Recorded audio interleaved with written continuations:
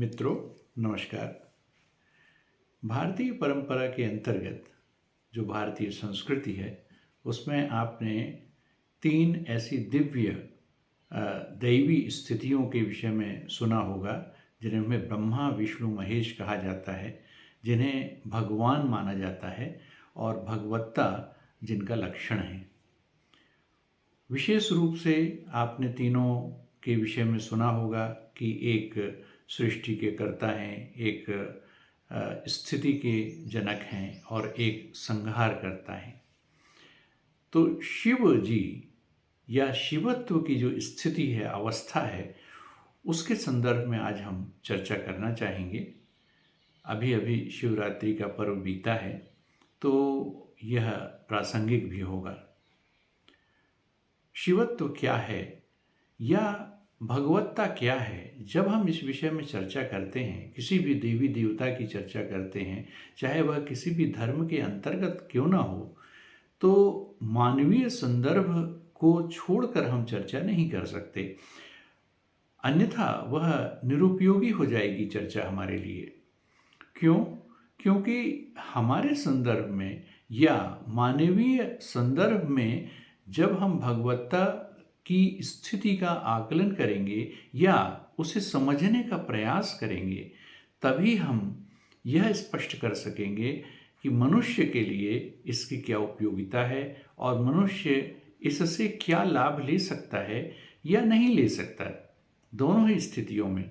क्योंकि ऐसा तो नहीं है कि यह सारी बातें निरर्थक हैं, सार्थकता तो है उनकी, पर उनकी सार्थकता तभी सिद्ध होगी जब हम उसे मनुष्य के संदर्भ में समझने का प्रयास करेंगे।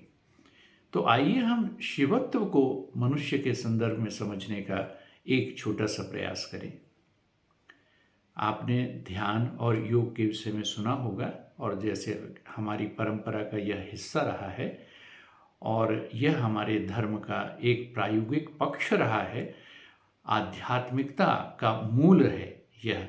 क्योंकि आध्यात्मिकता का सामान्य अर्थ ही है जो आत्मिक हो, जो आत्मा आधारित हो, आत्म पर आधारित हो, यानी हमारी चेतना पर आधारित हो। हमारे अंदर भौतिक तत्व भी हैं और हमारे अंदर चेतना भी है।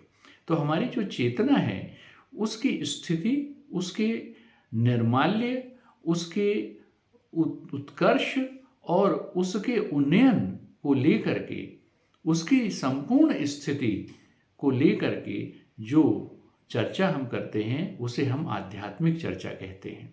वह अध्यात्म है।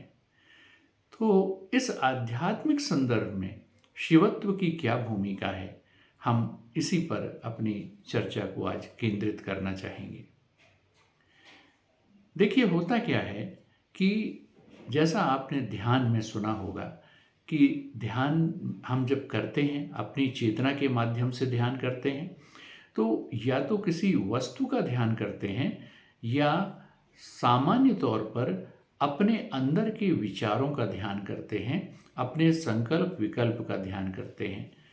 तो हम जब अपने अंदर झांकते हैं, अपनी चेतना के अंदर देखते हैं, तो चेतना के अंदर हमें बहुत सारे विचार मिलते हैं, बहुत सारे संकल्प विकल्प मिलते हैं, बहुत सारी भावनाएं मिलती हैं। उन सब को देखते देखते उनका साक्षी बनने का जब हम प्रयास करते हैं, एक तो पक्ष होता है जब हम उनका प्रयोग करते हैं अपने दैनंदिन जीवन में, और एक होता है साक्षित्व, जब हम हमारी चेतना का एक पक्ष उसका साक्षी बनता है। तो यह जो साक्षी बनना है, वही ध्यान का प्रारंभ है। उसी प्रारंभिक बिंदु पर हम चर्चा करने जा रहे हैं।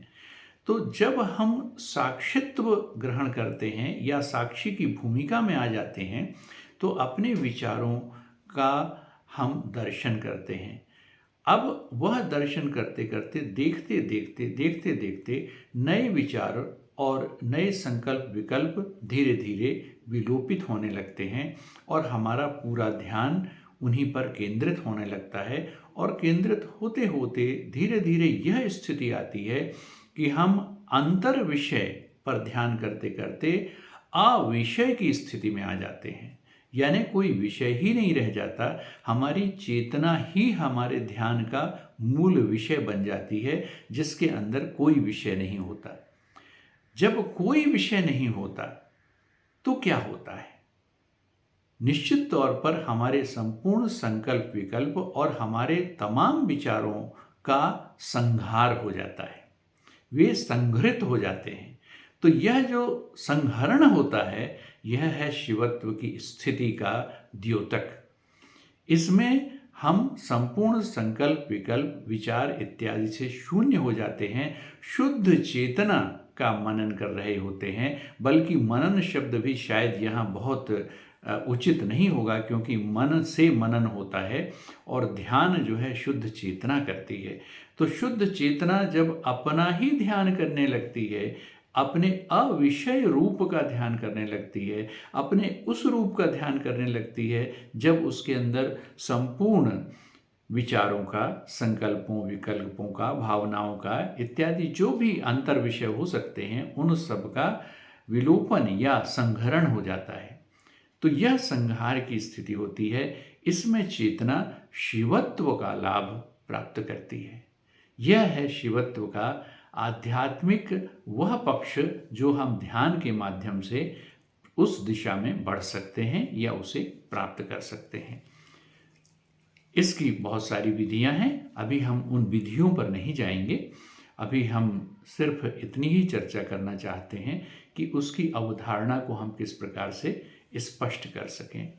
तो यह है शिवत्व का हमारे ध्यान के संदर्भ में या मानवीय चेतना के संदर्भ में यह प्रयोजन है। और यह प्रयोजन इस प्रकार से हमारे अंतर मन में इस चेतना के अंदर घटित हो सकता है और हम उस शिवत्व की स्थिति को अपनी चेतना के अंतर्गत उसका उस लक्ष्य को अनुभव कर सकते हैं। उस शिवत्व का एक अनुभव, एक हमें झलक मिल सकती है।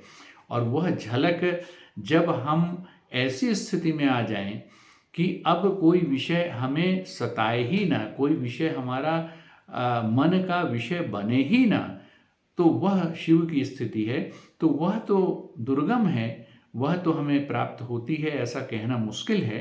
पर मानव होने के नाते हम विचारों से तो घिरे ही रहते हैं, लेकिन हम उसकी झलक पा सकते हैं।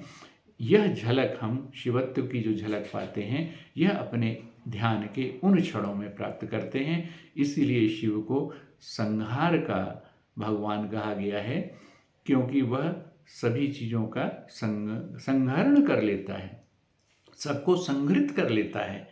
और इस प्रकार हमारे विचारों का, इन सारी स्थितियों का, मानसिक स्थितियों का एक प्रकार से प्रलय हो जाता है, ये विलय हो जाता है।